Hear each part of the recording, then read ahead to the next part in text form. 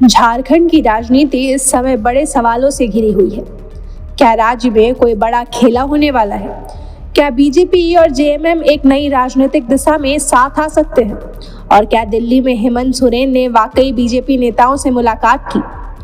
इन चर्चाओं की आग उस वक्त भड़की जब मुख्यमंत्री हेमंत सोरेन अपनी पत्नी और विधायक कल्पना सोरेन के साथ अचानक दिल्ली रवाना हुए। इस उड़ान ने राजनीतिक हलकों में नई समीकरणों की संभावना को हवा दे दी। लेकिन यह पूरा मामला आखिर शुरू कहां से हुआ?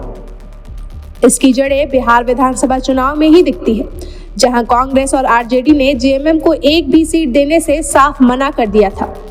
इस फैसले के बाद हेमंत सोरेन की नाराजगी गठबंधन साथियों पर साफ झलकने लगी। यहां तक कहा गया कि आरजेडी कोटे के मंत्री को हटाकर जेएमएम अपने हिस्से का मंत्री बनाएगी, लेकिन ऐसी किसी कार्रवाई के बिना ही मामला शांत दिखा। इसी बीच जैसे ही हेमंत सोरेन दिल्ली उड़ान भरते हैं, अफवाहों का बाजार फिर गर्म हो जाता है कि वे बीजेपी हाईकमान से मिलकर आगे की राजनीति तय करने वाले हैं। हालांकि दोनों दलों ने ऐसी किसी भी मुलाकात और गठबंधन की संभावना को सिरे से नकार दिया। 28 नवंबर की शाम सीएम का दिल्ली दौरा सोशल मीडिया पर चर्चा का बड़ा कारण बना, लेकिन वे और कल्पना सोरेन अगले ही दिन लौट आए।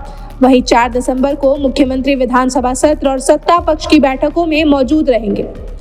बिहार चुनाव में सीट न मिलने से पैदा हुई खटास के बाद झारखंड में गठबंधन टूटने की चर्चा तो कई बार तेज हुई, लेकिन हर बार बयानबाजी के जरिए अटकलों को शांत किया गया।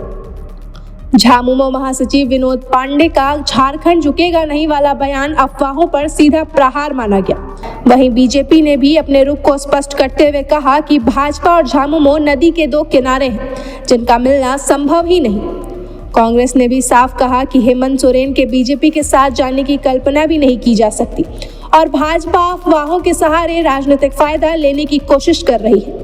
हालांकि दोनों तरफ से बयान आते रहे और गठबंधन स्थिर बताने की कोशिशें भी होती रही, लेकिन राजनीतिक गलियारे की एक पुरानी कहावत फिर याद आती है, धुआं वहीं उठता है जहां कहीं न कहीं आग दबी होती है।